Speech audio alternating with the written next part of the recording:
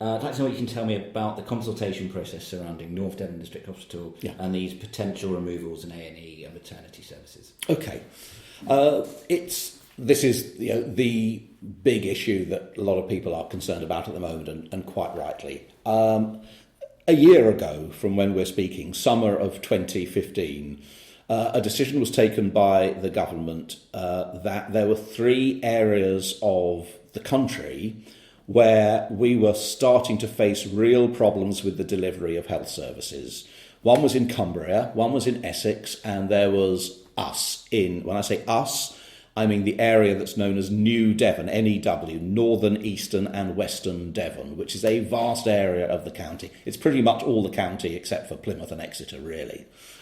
And why did that decision get taken? Well, because when you looked at the way that money was being spent on our health services here, if nothing is done, if we continue to provide health services in this region in the same way we are today, in 3.5 years' time, we will be overspent by nearly £500 million, 400 and something million pounds, if you do nothing.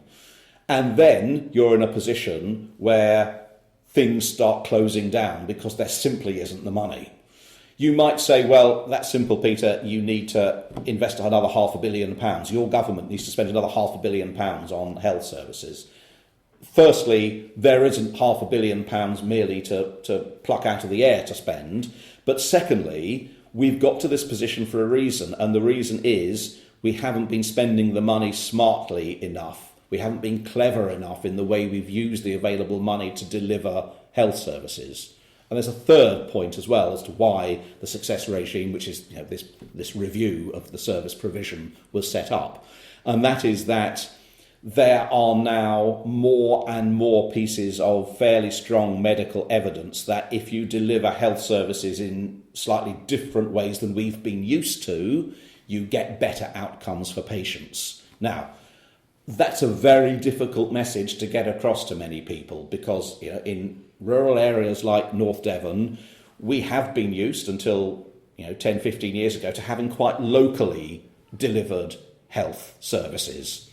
And many people over many generations have been used to that and have grown to love that. But there is some evidence now that just having locally delivered services may not be the best way that you treat some people.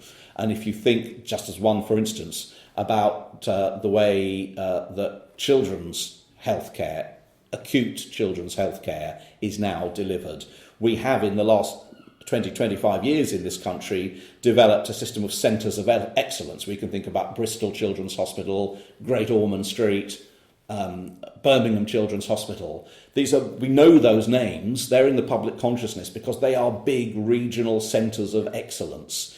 And there's a growing trend to deliver more healthcare for more people in that way. So all of that came to a head, and the decision was taken that this thing called the success regime would carry out a root and branch review of the way we have health services delivered in Northern, Eastern and Western Devon to see whether we can improve.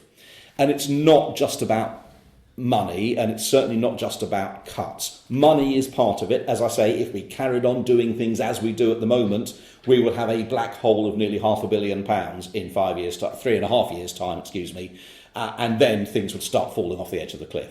So it's not just about money, it's about better health outcomes. People are worried, quite rightly, that means that some services at North Devon Hospital may be reduced. Will they? I don't know, is the answer, because we are only in stage 1 of this success regime review. But what I have said is this, and I have met the people running this review for us, I've met the NHS, I've met the health minister, and I have said that what we will not put up with in North Devon is anything that sees a reduction in the health services that we are able to access. We must be able to be sure that we are not penalised because we live in a remote rural area. I use this phrase quite often. I say, over the years, North Devon has been penalised because we're north of the M5 and we're west of Bristol. And we won't put up with that. I won't put up with that any longer. So the outcome of this has to be that we still have access to the best possible healthcare across a range of treatment regimes, right across the age groups as well. And what about the key services? The people are the ones they're really worried about is the A&E and the maternity. The A&E for me is the A&E is a red line for me. We must have an accident and emergency department in Barnstable. It is quite clear health outcomes for an A&E patient are going to be better if you get to a local A&E service rather than having to drive a long distance.